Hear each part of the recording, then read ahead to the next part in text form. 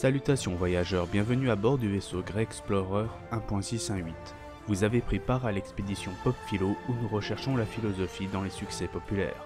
Aujourd'hui, nous explorons Pigeons et Dragons. Pigeons et Dragons est une série humoristique d'animation en stop motion créée en 2017 et diffusée originellement sur Arte. Cette petite série, dont les épisodes ne durent que 3 minutes 30 environ, fut créée par Nicolas Rendu, aussi connu sous le pseudonyme Hudner. Il a fait de nombreuses séries pour Arte, notamment Tout est vrai ou presque, et l'Apocalypse selon vous. Pigeons et Dragons nous raconte l'histoire de trois chevaliers, Godefroy, Francis et Maurice, qui essayent de devenir célèbres en envoyant des messages par pigeons voyageurs, parodiant ainsi ceux qui cherchent la célébrité éphémère sur les réseaux sociaux, notamment par le petit oiseau bleu de Twitter. Ces trois bons camarades sont partis explorer les territoires inconnus, contre leur gré, parce qu'ils ont été bannis par le roi, car ils ont mis le feu à plusieurs fermes pour pouvoir sauver des femmes des flammes, afin de récolter gloire et renommée. Oui, c'est pas très malin, hautement culotté. Ils vont alors rencontrer de nombreuses personnes, combattre des monstres et enfin avoir la reconnaissance qu'ils méritent. Enfin, c'est ce qui était prévu, mais comme ce sont des maladroits et des baltringues, ils vont plus enchaîner les bourdes et les quiproquos dans l'ignorance et la mauvaise foi la plus totale.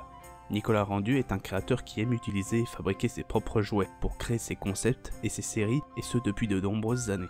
Il n'y a qu'à voir ses premières créations, notamment avec ses courts-métrages de 2011. Après de multiples aventures, nos fiers chevaliers s'approchent de l'île des Vœux. Maurice, Francis, je crois que j'ai un problème. J'arrive pas à souhaiter un vœu. T'as comment ça? Bah tu vois là, je suis en introspection grave depuis 1 heure et je sais pas, j'ai l'impression que je sais pas faire. Bah je sais pas, essaye de souhaiter un truc qui s'est déjà passé pour t'entraîner. Ah ouais, pas con. Je souhaite qu'on soit tous sur un bateau. Bah tu vois, en plus ça marche. Déjà, la base est posée. Les trois chevaliers sont présents, avec leur air un peu benet, et bien entendu cet humour absurde très présent tout au long de la série. Cet humour est déjà annoncé par le titre, puisqu'il parodie, à n'en point douter, Donjons et Dragons. Certains y verront une ressemblance avec le donjon de Naalbuck, mais vu que c'est aussi une parodie de Donjons et Dragons, il n'y a rien d'étonnant que l'humour de ces deux univers se rapproche. L'utilisation de la pop culture aide aussi l'humour de la série avec quelques petites références parsemées comme le personnage de Dark Valol, seigneur tout-puissant du rire noir. Mais la plus grande inspiration de Nicolas Rendu pour Pigeons et Dragons est sans conteste Monty Python Sacré Graal. Que ce soit l'épisode du pont rappelant Arthur répondant aux questions du gardien, l'échange verbal sur les remparts. We have ridden the length and breadth of the land in search of knights who will join me in my court at Camelot. What? Ridden on a horse? Yes, You're using coconuts. we found them. Found them? In Mercia, the coconut's tropical. What do you mean? Well, this is a temperate zone. Gardien, livre-nous ton énigme. C'était bien hier soir? Elle est bizarre son énigme. C'est pas une énigme, c'est Jacques-André. Ou encore la scène du lapin tueur. For the entrance to this cave is guarded by a creature so foul, so cruel, that no man yet has fought with it and lived. There he is. Where? There. What, behind the rabbit? It is the rabbit. You silly sod! Mais sire, j'ai besoin de votre aide. Venez! Oh ça c'est une histoire de dragon. Je sens. Ouais on y va. Maximum baston.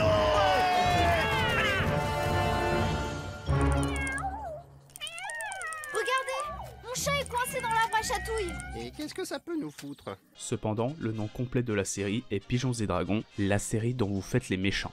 En plus d'être une petite référence au livre dont vous êtes le héros, plongeant le spectateur dans une atmosphère de jeu de rôle à l'univers très Donjons et Dragons, cette série a recueilli de nombreuses participations afin de créer différents designs pour les méchants de chaque épisode. Un bien bel hommage à l'interactivité propre aux réseaux sociaux.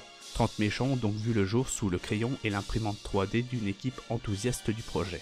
Pigeons et Dragons peut être considéré comme une ode à l'imagination, mais en vérité, cette série n'est-elle pas un champ d'action politique ? Les personnages que les internautes ont permis de créer ne sont-ils pas le reflet des personnes utilisant le média pour les partager? Enfin, cette série ne porte-t-elle pas une aura qui nous interroge sur un comportement très familier et pourtant si méconnu?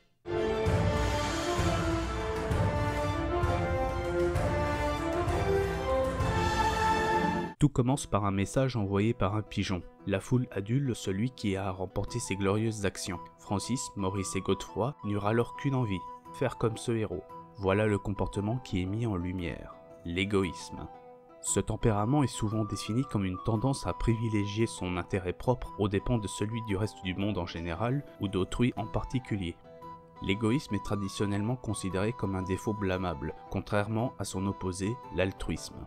Et pourtant Pigeons et Dragons ne le montre pas sous cet angle. Au contraire, c'est l'altruisme qui est tourné en dérision tout au long de la série. En effet, ceux qui font preuve d'altruisme s'en mordent rapidement les doigts, comme le gardien de pierre voulant sauver Maurice des sables mouvants, finit totalement englouti, ou encore le seigneur Jacques le Rouge offrant son amulette porte-bonheur aux 3 chevaliers et finit écrabouillé par une porte sitôt après. Mais celui qui est le plus ridiculisé est sans conteste Godefroy. Il a une vision très chevaleresque des relations humaines, beaucoup trop même. Voulant aider des paysans en colère, il prévient le roi et les gardes rappliquent et embroche les manifestants. Ou voulant sauver un villageois du bio, se retrouve avec une voix de cresserelle, causée par une tomate ensorcelée. Dès lors, au fur et à mesure des aventures, Godefroy va être de moins en moins altruiste et de plus en plus égoïste, et ça lui réussira plutôt bien, tout comme ses 2 compagnons, mais aussi l'ensemble des personnages. Le conteur ménestrel Ryan, qui se sert des 3 chevaliers pour avoir plus de gens qui suivent avec attention les faits d'armes rapportés par les pigeons. La chef des manifestants qui veut le retour des élections de Miss Royaume, car elle pourrait très bien être élue. Michel qui se fait passer pour un ancien camarade de classe des 3 chevaliers pour subtiliser leurs pièces d'or. Les villageois qui suivent les aventures des 3 chevaliers pour leur plaisir personnel et sont particulièrement friands de leurs mésaventures. Et bien sûr, les 3 chevaliers eux-mêmes. Godefroy qui est en quête de gloire, Francis recherchant la fortune, et Maurice qui veut juste s'éclater à péter des gueules de ceux qui leur barrent la route. Les 3 veulent devenir des légendes, peu importe s'ils doivent tuer, piller, brûler des fermes, profaner des lieux de culte, plonger dans l'étang au sensu, se peindre en rose ou renifler un nénuphar chatouilleur. Mais on est capable de tout, nous! Pigeons et Dragons ne pose aucun dilemme moral concernant l'égoïsme. Il est présenté avec la plus transparente neutralité. Cependant, quelques sous-textes viendraient défendre l'égoïsme, ou plutôt que l'égoïsme n'est pas quelque chose de mauvais. Les villageois qui suivent les aventures des 3 chevaliers apprécient particulièrement lorsqu'ils détruisent tout afin d'obtenir ce qu'ils veulent. D'ailleurs, ce ne sont pas les premiers à ne pas avoir décrit l'égoïsme comme un grave défaut. En effet, l'un des premiers penseurs à avoir nuancé l'égoïsme est le philosophe grec Aristote, avec son ouvrage le plus célèbre, l'Éthique à Nicomaque, dans lequel il expose une réflexion sur le sens ultime de la vie humaine, c'est-à-dire la quête du bonheur. Aristote nous propose tout un passage dans la partie 9 dans lequel le philosophe expose les 2 formes de l'égoïsme. La première est l'égoïsme vulgaire. Il s'agit de l'égoïsme selon l'opinion commune. Ce que les gens entendent habituellement par égoïsme, c'est le fait de vouloir s'approprier pour soi-même la plus grande part de certaines sortes de biens, comme la richesse, les honneurs ou les plaisirs du corps. Ils appellent égoïstes ceux qui attribuent à eux-mêmes une part trop large dans les richesses, les honneurs ou les plaisirs du corps, tous les avantages que la plupart des hommes désirent et au sujet desquels ils déploient tous leurs zèles. Le second est l'égoïsme véritable. Comment ne pas considérer comme égoïste une personne qui se dévoue corps et âme à la recherche de la sagesse, de la justice et de la beauté? Ces personnes aussi ont besoin de satisfaire leurs nécessités propres, et c'est leur unique fin dans la vie. Cependant, Aristote attribue une grande valeur à ces personnes, c'est-à-dire qu'il considère l'homme de bien comme le plus égoïste de tous. Cet égoïsme n'est cependant pas injurieux, mais noble. Il n'est pas vulgaire, car c'est la raison qui le domine. Ce ne sera jamais la passion, comme c'est le cas pour l'égoïsme vulgaire. Selon Aristote, ces hommes nobles, mais égoïstes, dirigent leurs efforts vers la pratique de la vertu, car c'est en elle qu'ils trouvent de la joie, et cette attitude finit par enrichir toute la communauté. L'homme vertueux fera beaucoup de choses pour ses amis et sa patrie. Pigeons et Dragons met en lumière ces 2 égoïsmes. D'abord avec les 3 chevaliers, comme dit précédemment, Francis voulant la richesse, Godefroy recherchant la gloire, et Maurice le plaisir que procure la baston. Un égoïsme on ne peut plus vulgaire que les désirs de ces chevaliers basés sur les passions. Cependant, l'égoïsme vertueux et noble est représenté par le conteur ménestrel Ryan, lui qui fait un deal avec le roi en envoyant les 3 chevaliers explorer les territoires inconnus et utilise leurs exploits pour apporter de la gaieté au peuple. Un acte égoïste, mais qui sert à faire prospérer la cité à n'en point douter. Ces 2 égoïsmes se rapprocheront plusieurs siècles plus tard d'un concept décrit par le philosophe genevois Jean-Jacques Rousseau, dans le discours sur l'origine et les fondements de l'inégalité parmi les hommes. Rousseau distinguera l'amour-propre et l'amour de soi. L'amour-propre est un sentiment mauvais, relatif, né de la comparaison et de la réflexion. Il n'existe qu'en société et suppose la distinction de l'être du paraître. L'amour-propre est un mouvement qui nous porte à tout sacrifier à l'image qu'autrui se fait de nous. Autrement dit, l'amour-propre, sentiment d'origine sociale, est un amour indirect de soi-même. Ce que l'égoïste aime, ce n'est pas immédiatement soi-même, comme dans le cas de l'amour de soi, mais des biens à travers lesquels il s'aime lui-même. L'amour de soi est un sentiment naturel en vertu duquel tout être vivant est attaché à sa propre conservation, ainsi il n'a rien de condamnable.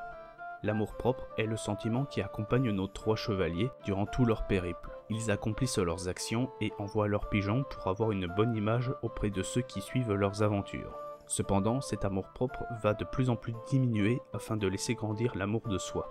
D'abord, voulant sauver une princesse, se ravise immédiatement voyant qu'elle est attaquée par un géant, un danger bien trop périlleux pour eux. Nous pouvons y voir une ressemblance avec l'égoïsme rationnel développé par la philosophe et romancière américaine d'origine russe Ayn Rand, dans la vertu de l'égoïsme ainsi que dans la source vive. Pour Rand, l'égoïsme ne devrait pas être découragé, mais plutôt célébré en tant que seul comportement rationnel et conforme à la nature humaine. Rand est alors contre un égoïsme irrationnel basé sur l'intérêt personnel à court terme et irresponsable. L'égoïste rationnel refuse à la fois d'être un animal sacrificiel et de voir autrui comme un moyen en vue d'une fin. L'égoïste dans le sens absolu n'est pas l'homme qui en sacrifie d'autres, c'est l'homme qui a dépassé la nécessité de mettre les autres à son service de quelque manière que ce soit. Il ne fonctionne pas à travers eux, car il ne constitue pas la source principale de ses préoccupations, ni dans sa finalité propre, ni dans ses motivations, ni dans sa pensée, ni dans ses désirs, ni dans la source de son énergie. Il n'existe pas pour un autre, et il ne demande à personne d'exister pour lui. C'est la seule forme de fraternité et de respect mutuel possible entre les hommes. Cependant, Pigeons et Dragons va plus loin que la vision de Rand et s'inscrit plutôt dans la pensée du philosophe allemand Friedrich Nietzsche. En effet, Nietzsche ne tarit pas d'éloges sur l'égoïsme. L'une des choses les plus importantes pour Nietzsche est de vivre, de réellement vivre. Et donc tout comportement destructeur est un nihilisme. Mais Nietzsche n'est pas pour un altruisme, bien au contraire. Quand il dit oui à la vie, il faut comprendre dire oui à sa propre vie. Ta vie est la chose la plus importante de ton existence, alors tu dois vivre. Ainsi tu peux utiliser autrui à tes fins. Il faut cultiver l'égoïsme pour ne rien regretter, penser à sa vie et réellement vivre.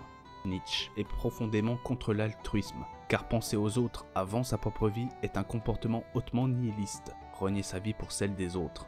Assez bien illustré d'ailleurs par un personnage de Pigeons et Dragons, à savoir le gardien en pierre. Il posa un défi aux 3 chevaliers, récupérer une amphore entourée par des sables mouvants. Maurice, alors atteint par une malédiction qui le dégoûte de la vie, veut se jeter dans les sables mouvants pour que Godefroy l'utilise comme plateforme afin de récupérer l'amphore. Mais le gardien, dans un sursaut d'héroïsme, sauva Maurice et finit englouti.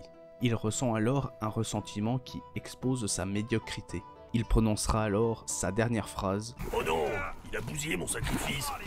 Et en plus, lui, il s'est sacrifié, alors que soi-disant c'était con. Pigeons et Dragons se rapproche plus d'une fois de cette vision de l'égoïsme. En effet, cultiver l'égoïsme est représenté par le maître du désert qui forme les 3 chevaliers en leur inculquant 2 choses essentielles. L'amour absolu de soi et le mépris total des autres. Sachant qu'il y a un peu de mépris des autres dans l'amour de soi et un peu d'amour de soi dans le mépris des autres. Voilà. Chose assez cocasse de voir le maître se faire ridiculiser par sa propre philosophie et avouant ainsi sa médiocrité. Vos statues pourries n'étaient pas là pour nous aider à vous mépriser et à dépasser notre amour pour vous. Disciple de merde.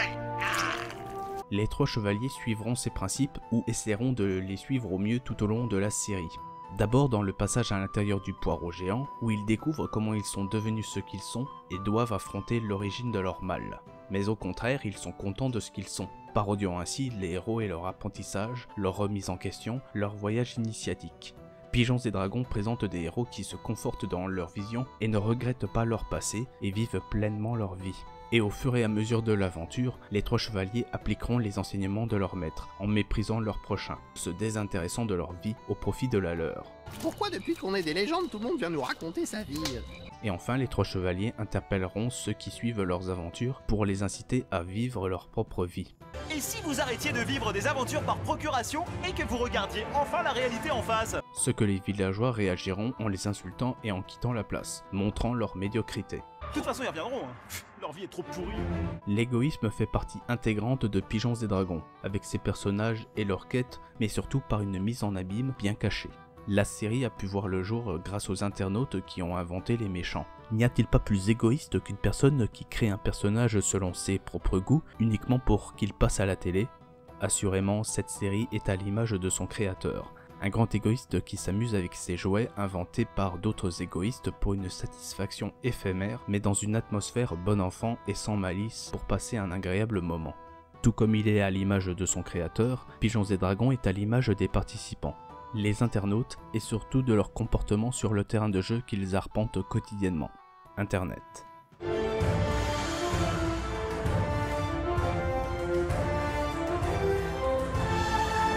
Chaque arc de Pigeons et Dragons nous montre une facette de l'invention probablement la plus importante de la fin du XXe siècle. Certains profitent de ce merveilleux outil pour accomplir leurs rêves, faire fortune, trouver de la renommée, apprendre ou même juste s'amuser. Mais de nombreuses personnes assez dégoûtées par le monde actuel ont trouvé refuge dans le monde virtuel qu'offre Internet, fuyant la réalité et se réfugiant dans le déni. Comment ne pas avoir une ressemblance avec nos chevaliers, eux qui fantasment sur les aventures et les récompenses? Tels des Don Quichotte avec un brin de lucidité, ils se rendent bien vite compte qu'ils ne sont pas prêts à affronter ce monde et sa réalité. Ces gens qui s'offusquent pour un rien, ces gens qui protestent pour des choses stupides. En outre, les chevaliers veulent accomplir leur objectif peu importe la manière, en créant un buzz, voire même un bad buzz en incendiant des fermes. Participer à une exécution publique rappelant certaines télé-réalités où les candidats sont éliminés par SMS ou par pigeon, ici en l'occurrence. Ce qui est encore plus cocasse si l'on considère ceux qui envoient ces SMS comme les vrais pigeons. Hélas, dans ce monde, il n'y a aucun fait d'armes et aucune quête digne de leur ambition. Fort heureusement, Jacques le Rouge, le mal nommé, leur propose une énigme ressemblant à une page d'accueil de certains sites internet. Voulez-vous entrer? Oui ou non? Ainsi, les trois chevaliers découvrent le monde magique d'Internet. Quel émerveillement! Absolument horrible! Une fenêtre des possibles s'ouvre devant les trois chevaliers qui vont, malgré eux, détruire. Un monde loin de toute contrainte et des lois du monde connu, un paradis qui deviendra un enfer. Cette forêt enchantée sera détruite par les chevaliers, tout comme Internet, lieu libre de la création et de la pensée, fut détruit par les utilisateurs sous couvert de leur anonymat, réveillant ainsi les parts les plus sombres et violentes des internautes et de leurs pseudonymes jusqu'à ce qu'il ne reste plus qu'un lieu stérile de toute réflexion. Le désert des raclures, nouvelle destination que nos aventuriers doivent traverser. Plus qu'un désert de sable, il semblerait que ce soit un désert intellectuel où seuls les fâcheux règnent en maître. Les fâcheux, magnifique alternative des rageux, ceux qui attendent les tweets, les posts ou les vidéos pour insulter sans vergogne leurs auteurs. Compliqué de garder son esprit critique et son altruisme face aux attaques, aux prétentieux, aux manipulateurs et aux arnaqueurs qui sont monnaie courante sur cette toile stérile. Mais pire encore, une autre facette grandit en secret même si aujourd'hui son existence ne fait plus aucun doute. Les trois chevaliers découvrent les marais lugubres, glauques et sordides, un lieu sombre représentant cette facette d'internet très bien nommée qu'est le Dark Web. Ce lieu obscur est le rendez-vous de tous les vices les plus inavouables en plus d'être parfaitement illégal. Entre meurtres, déviances perverses, sectes et marchés douteux, il est délicat de garder son innocence face à son existence. Cependant, le commun des internautes préfère se concentrer sur d'autres sujets, ou plutôt polémiques, devrais-je dire. L'avant-dernier arc de Pigeons et Dragons présente une société où tout est inversé, y compris la gravité. Ces épisodes représentent à la perfection les débats acerbes, les propos fielleux, les sophismes en tout genre et autres dialogues de sourds que l'on retrouve sur les réseaux sociaux. Les trois chevaliers s'opposent aux habitants des grottes à l'envers, profanant les lieux sacrés et blasphémant leur culte du poil. Chacun des partis essaye de justifier leur comportement par ce qu'ils appellent le bon sens. Magnifique miroir de ceux qui se disputent sur un sujet en méprisant l'opinion d'autrui sans remettre en question leur propre point de vue par paresse intellectuelle et par confort. Une bonne ouverture de la pensée sur le plan politique. Cependant, c'est bien le dernier arc qui est probablement le plus marquant, non pas en termes d'humour, mais davantage en message politique. Les trois chevaliers découvrent une citadelle dans les montagnes, mais le lieu est ensorcelé par un envoûtement qui exacerbe l'avidité de ceux qui s'y trouvent. Les personnes n'ont alors plus qu'une idée en tête, trouver de l'or et le ramener à la citadelle. Et Francis et Godefroy tombent sous l'emprise de ce sort, seul Maurice est immunisé grâce à sa malédiction. Leur message envoyé par Pigeon ressemble alors aux annonces, aux pubs, aux placements de produits et aux sponsors que l'on retrouve partout sur le net. Je vous lis leur dernier pigeon. Ne laissez plus votre or à la portée des brigands, confiez-le nous. La citadelle, parce que le monde est cruel. La citadelle est gérée par une sorcière qui contrôle la flamme qui envoûte les gens, et elle prononce une phrase criante de vérité aux 3 chevaliers. Vous n'êtes que des bouffons qui servent à distraire le peuple à coups d'héroïsme pendant qu'on lui fait les poches. Une puissante analogie montrant la manipulation des politiques et des organismes privés via les médias pour surveiller et contrôler la population, mais aussi pousser à la consommation, particulièrement grâce aux influenceurs des réseaux sociaux comme Twitter, Instagram ou encore TikTok. Pour quelques deniers et une vie de confort, ils se vendent pour que les autres consomment.